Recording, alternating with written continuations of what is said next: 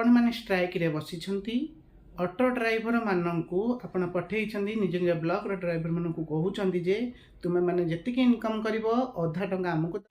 नमस्कार, जय जगन्नाथ।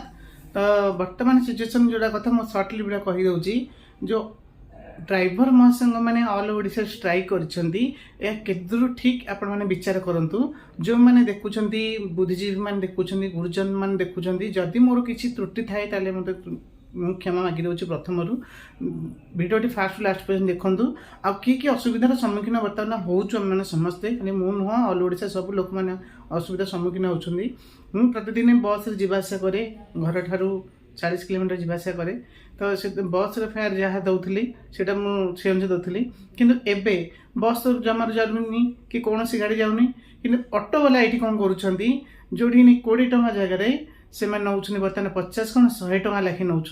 जदि आपण मैंने स्ट्राइक करुँचे ऑल ओडिशा सब ड्राइवर मैंने राजरास्ता बसतु आम ठीक जानबू आम हाँ सब ड्राइवर मैंने गाड़ी चलाना आम असुविधा सम्मुखीन होमें जापार बाहर को कि कौटे जापार आम बैक जीवु कि कौन करूँ किंतु डेली जाऊा लोक मैंने ड्यूटी को जाऊँ सब किए क्या पेट पशियापी जाऊँ कि कंपनी की जाऊँ कि कौटे जाऊँ समस्त तो बाइक न थाए कि न थाए किंतु जो मैंने जाऊले से बस रे जाऊले कि ऑटो रे जाऊले से मैंने बर्तमान बहुत हईराण सम्मुखीन होती जहाँकि मुझे हॉस्पिटल भी ड्यूटी करूँ आज की 3-4 दिन है लोक मैंने घर को जापार से बहुत मन दुखरे कहते पचार सर कौ दिन गाड़ी चलो आप केमी आसिले कौन ना से आम ठार बुझुंट कितु मुझे मुझे निजे हईराण हो जाऊँगी मैंने देखूँ मुझे जो बाघमारी ठार खोर्धा आसे से 20 टंका नौते सी बर्तमान नौ ऑटो वाला 50 टंका नौकरी मैंने ऑटो वाला ये हूँ बर्तमान ना माले वाला होती सी कौन ड्राइवर नुहति सी कौन ड्राइवर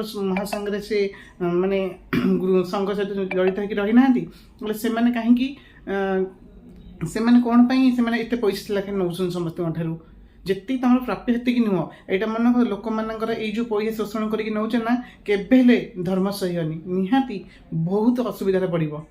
सत कथा कहूँ बर्तमान आम 4 दिन में मोर 600 टंका खर्च है ऑटो भड़ा होगी मुझे लास्ट रे 2 दिन है स्कूटी आनिक आज्ञा जी मो जी सक्षम मोर स्वल्प रोजगार मुझे एति टंका खर्च करी मो परिवार केमि पोषिबी।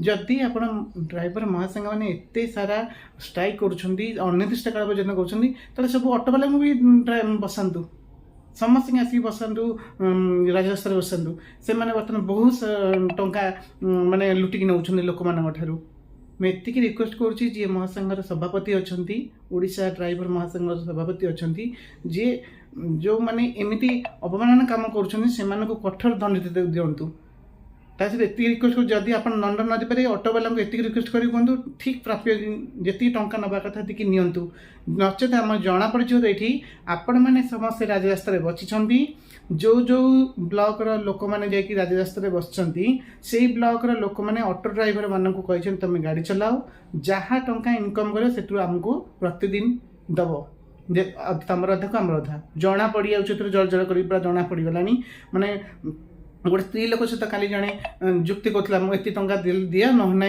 जीविनी सी ओल्ला पर मुझे तो चढ़ला मत कथा कही ना मुझे ओल्ला बेले कहीं एत कथा कह मु सत कथा कहूँ मो मोबाइल से चार्ज ना मुझे फेरुली ना रेकर्डिंग कर देखी था प्रकृतर प्रूफ ही आपको देखी था तेणु जहाँ करूँ न्याय न्याय ही चलतु।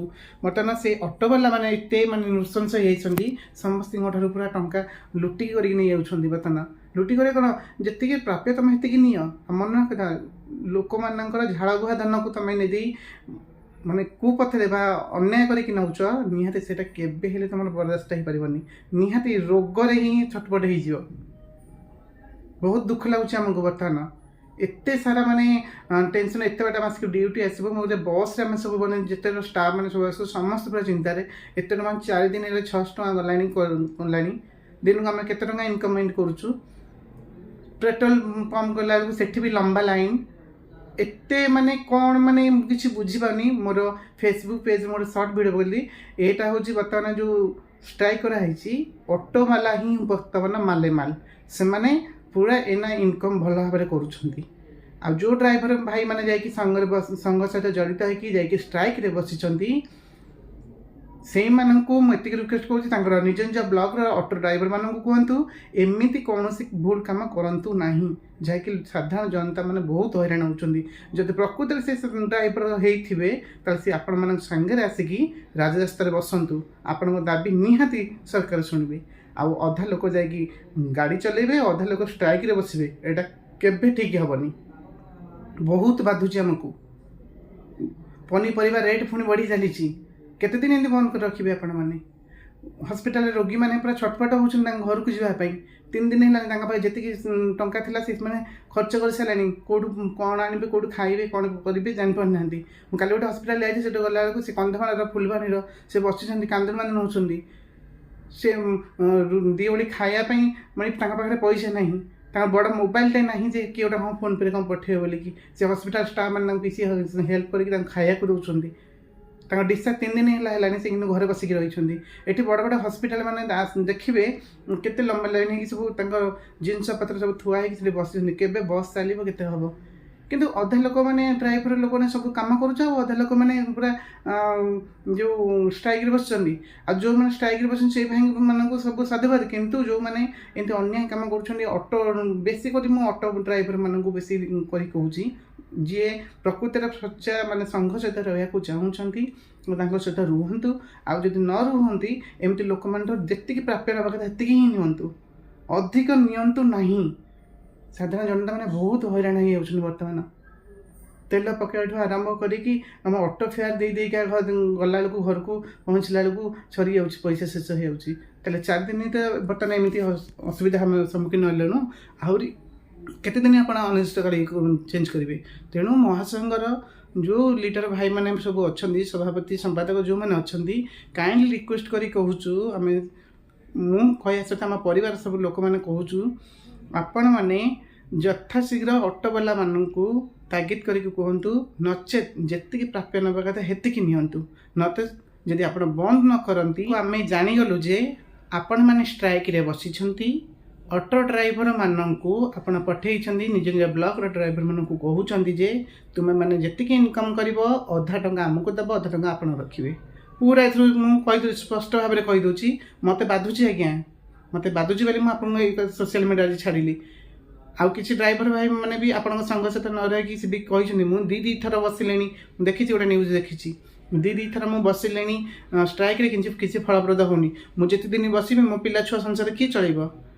ସେମିତି ସେ ଡ୍ରାଇଭର ହେଇକି ଯଦି ଆପଣ ମୋ କଥା ବୁଝିପାରୁନି, ଆମେ ସାଧାରଣ ଜନତା ଆପଣଙ୍କ କଥା କ'ଣ ବୁଝିବୁ? କି ସରକାର କ'ଣ ଆପଣଙ୍କ କଥା ବୁଝିବ? ଅଟୋବାଲା ଏମିତି ମାନେ ଆମ ଜଣେ ଆଣ୍ଟି ବି ସିଏ ବି କଥା କହିଲେ ମୁଁ ଯେଉଁଠି ନିଏ 20 ଟଙ୍କା ନେଉଥିଲେ, ସେ ବର୍ତ୍ତମାନ 50 ଟଙ୍କା ଲେଖାଏଁ ନେଉଛନ୍ତି। କି କହିଲେ ମୋତେ ଏଇଠୁ ଏତିକି ଛାଡ଼ିବା ପାଇଁ 100 ଟଙ୍କା କହୁଛନ୍ତି ରିଜର୍ଭ କରିବା ପାଇଁ। ଏଇଟା ଠିକ୍ କଥା ନୁହେଁ ଆଜ୍ଞା ମାନେ। ତେଣୁ ଯେଉଁମାନେ ମୋର ଭିଡ଼ିଓ ଆଜି ଦେଖୁଛନ୍ତି, ଫେସବୁକ୍ରେ ଦେଖୁଛନ୍ତି ବା ୟୁଟ୍ୟୁବ୍ରେ ଦେଖୁଛନ୍ତି, କାଇଣ୍ଡଲି ରିକ୍ୱେଷ୍ଟ କରି କହୁଛି, ନିହାତି କମେଣ୍ଟ ବକ୍ସରେ କମେଣ୍ଟ ଦିଅନ୍ତୁ। ଯଦି ମୋର କିଛି ତ୍ରୁଟି ରହିଥାଏ ମୋତେ କ୍ଷମା କରିଦେବେ, କିନ୍ତୁ ମୁଁ ଯାହା ଅଙ୍ଗେ ଲିଭେଇଲି ମୁଁ ସେଇଆ ହିଁ ଆପଣମାନଙ୍କୁ ଜଣେଇଲି। ଅଟୋବାଲା ବର୍ତ୍ତମାନ ଏତେ ମାନେ ତଳକୁ ଖସି ଯାଇଛନ୍ତି, ମାନେ ଟଙ୍କା ଇନକମ୍ କରିବା ପାଇଁ ସେ ବର୍ତ୍ତମାନ କିଛି ପଛୁନାହାନ୍ତି, ଖାଲି ଲୋକମାନଙ୍କର ଶୋଷଣ କରିଛନ୍ତି। ଏଇଠୁ ଏତେ ଟଙ୍କା ନେବା ପାଇଁ ଖାଲି ଟଙ୍କା ଟଙ୍କା ଟଙ୍କା ଖାଲି ହେଉଛନ୍ତି। ଲୋକମାନଙ୍କର ଝାଳ ବୁହା ଧନକୁ ତୁମେ ଯଦି ଏମିତି କୁପଥରେ ନେବ ବା ଅନ୍ୟାୟ କରିକି ନେବ, ନିହାତି କିଛି ନା କିଛି ବହୁତ ଅଘଟଣା ଘଟିବ। ତେଣୁ ସଂଘର ସଭାପତିଙ୍କ ପୁଣି ଥରେ ରିକ୍ୱେଷ୍ଟ କରି କହୁଛି, ଆପଣ ଏହାର ବିଚାର କରନ୍ତୁ। ନଚେତ୍ ଆମେ ସାଧାରଣ ଜନତା ଯେମିତି ମାନେ ହଇରାଣ ହେଉଛୁ, ଆପଣ ଦିନେ ଦିନେ ସେମିତି ହଇରାଣ ହେବେ। ବହୁତ ବାଧୁଛି ଆଜ୍ଞା, ବହୁତ ବାଧୁଛି।